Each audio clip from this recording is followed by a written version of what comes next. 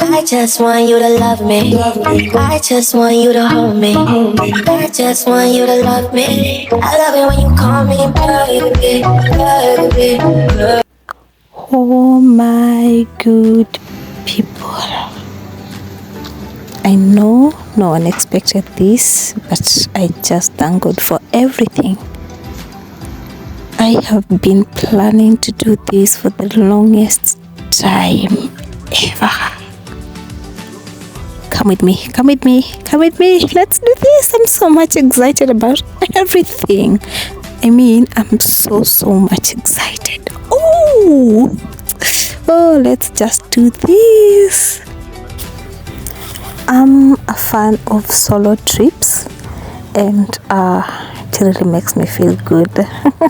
I'm used to, and so I had to. For this, I had to, and it's fun.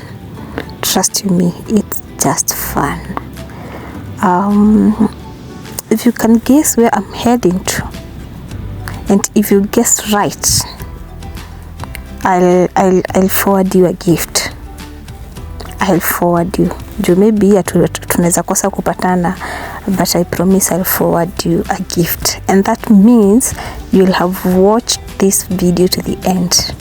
Yes, I'm not telling anyone where I'm going, but if you'll watch it to the end, you'll know where I'm heading to, and I'm so happy. I am so excited about the whole thing. Like me at DCG, but I'm lacking words. But I am so. A few years ago, they converted it into the Tate Modern Art Gallery. And if you look to the top right of the building, you'll see the Tate Modern is free and open to all. And if you've ever seen modern art, you'll understand why it's free and open to all. When I went in there, I saw a pile of bricks, a burnt out car, and an unmade bed. But I did also see 10 Pablo Picasso paintings. I hadn't seen one before, so it was definitely worth it. Up to the right, dominating the skyline, we have what is probably the most impressive building in the City of London, St Paul's Cathedral. Look above the grey dome, you'll see people up there walking about. There's a viewing platform up there. And if you're willing to climb over 500 steps to get there, there's no lift. The views are almost as good as the views from the London Eye. Visit St Paul's Monday to Saturday. You pay, I think it's about £25 to get in there.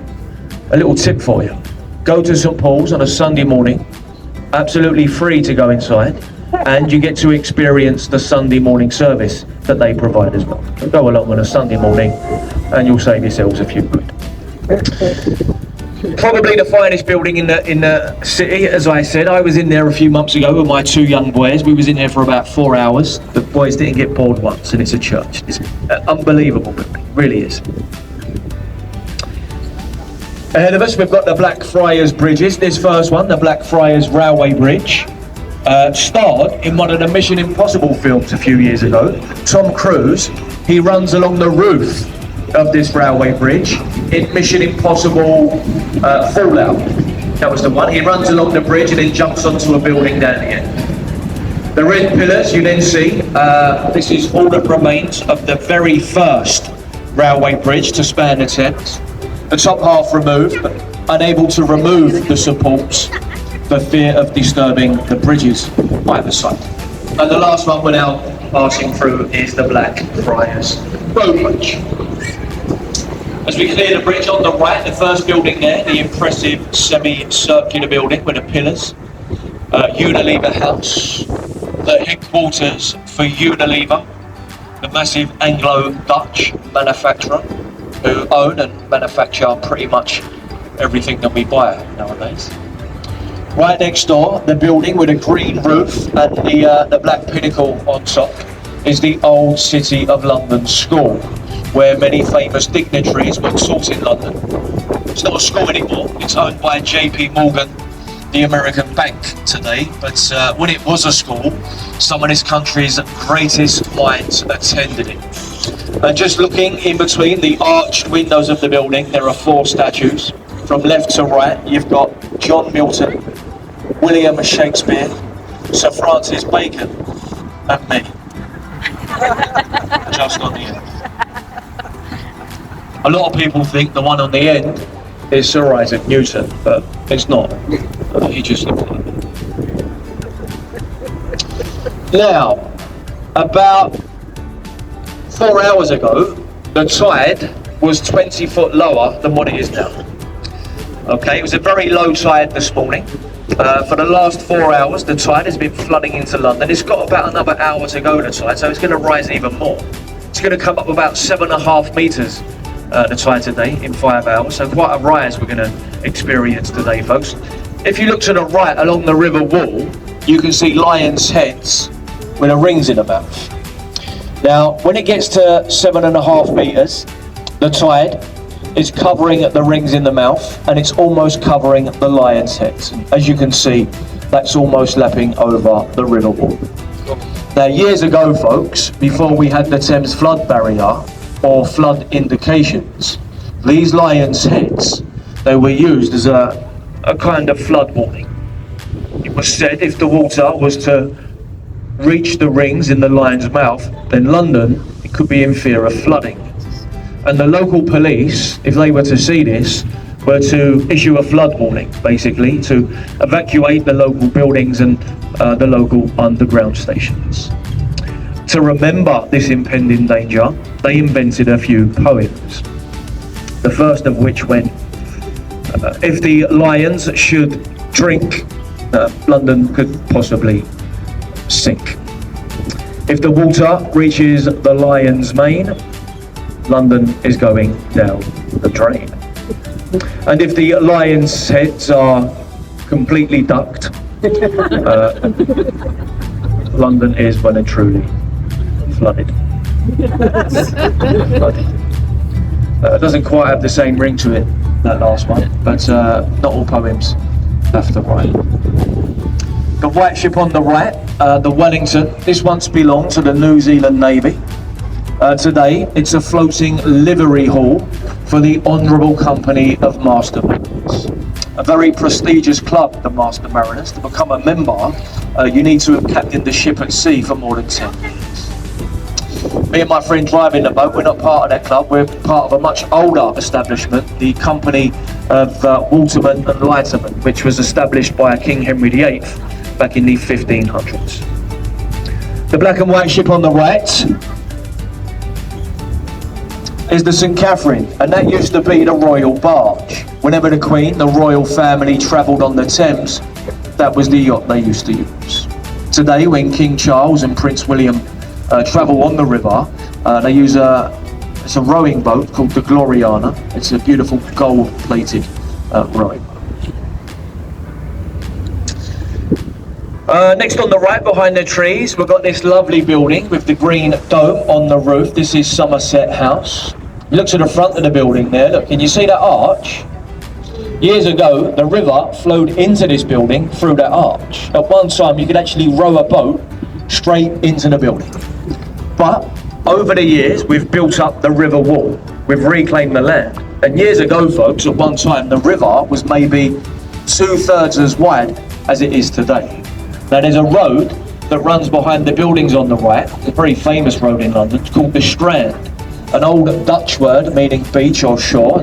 At one time, that's how far the river would have stretched back to, all the way back up to the Strand. So we've narrowed the river quite considerably over the years. This is why we get such high tides today. Waterloo Bridge, just passing beneath. It's known as the Ladies' Bridge in London, built by ladies during the Second World War, when a lot of men were away at war. The ladies, they built the longest bridge that we have in London. It was also the only bridge built in London to be built on time and under budget. And during a war. A pretty impressive achievement. Now get your cameras ready. Look on the right, this is the oldest thing you're going to see on the journey today, along the river wall. The stone obelisk, Cleopatra's Needle, which is over 3,500 years old, older than London itself. It weighs 180 tons. and it was presented to the British government by a very thankful Egyptian government to commemorate our defeat of Napoleon at the Battle of the River Kwai. The London Sky Garden. The Belfast on the left, as I pointed out. You see the flag on the front of the ship there, folks? That's the Union Jack. But that is the only Union Jack you're going to see flying in London today. Whenever you see that same flag flying anywhere else in London, it's just the Union flag. It's only ever the Union Jack when it sits on the front of a naval ship on the jack staff. So that is the only time it should be called a Union Jack. Anywhere else, it's just the Union Jack. Up to the left, you've got the tallest building in the country, the Shard, standing at 1,017 feet tall. And on the 72nd floor of the Shard, you will find the highest viewing platform that we have here in London.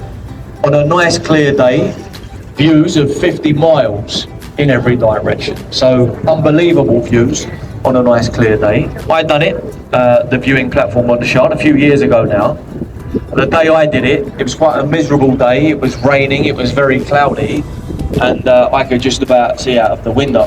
You want to do it on a nice clear day, you'll get your money's worth. Fantastic views. There's a hotel in the Shard, there are restaurants, and 12 apartments as well. The top penthouse in the Shard costs £50 million. Pretty cheap. London Bridge, ahead of the boat.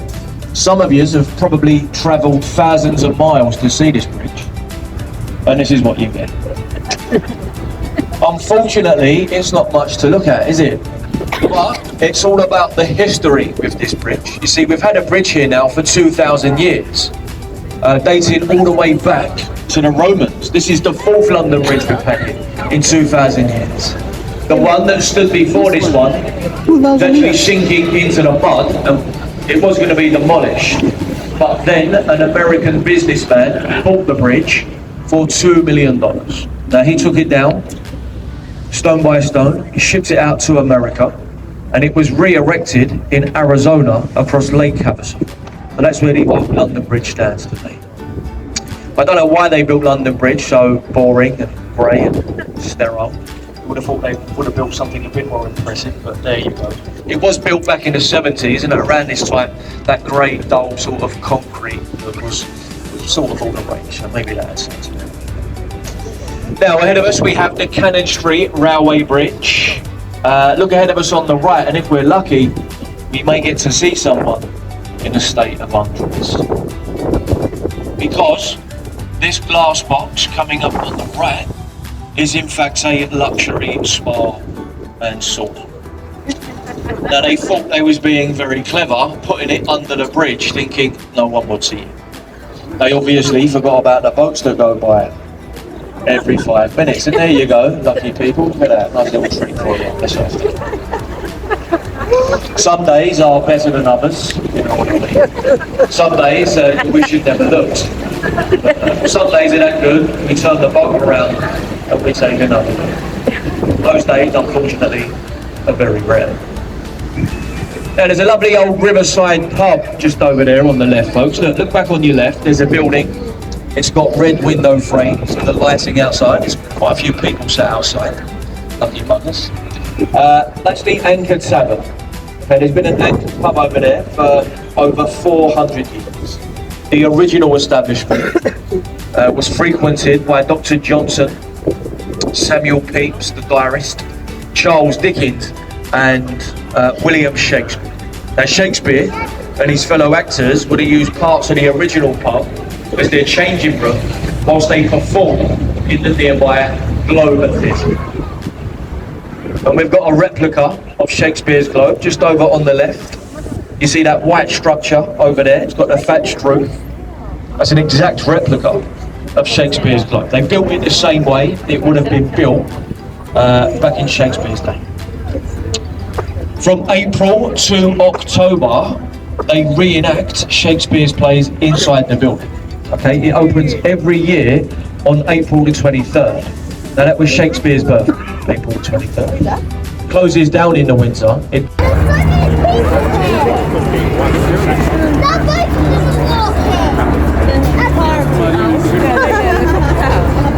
Winnie, did they actually have a party? Oh no, it's Friday, so maybe work on, right?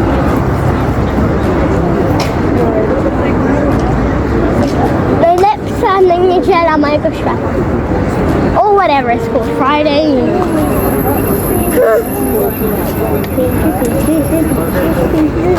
I'm always gonna be bigger than you. Ile Miguel? Let's see the thing. Hey, we're not allowed on there. No. Do you want to die? That little girl's doing it. See that taller? Die. Maybe not. Mama, but why did you tell me to get off if you're not gonna get shot? Kacperek, bo nie znam tych zasad. Nie wiem, na co można sobie pozwolić. To nie jest w domu, że sobie robią. I think you're allowed to do that.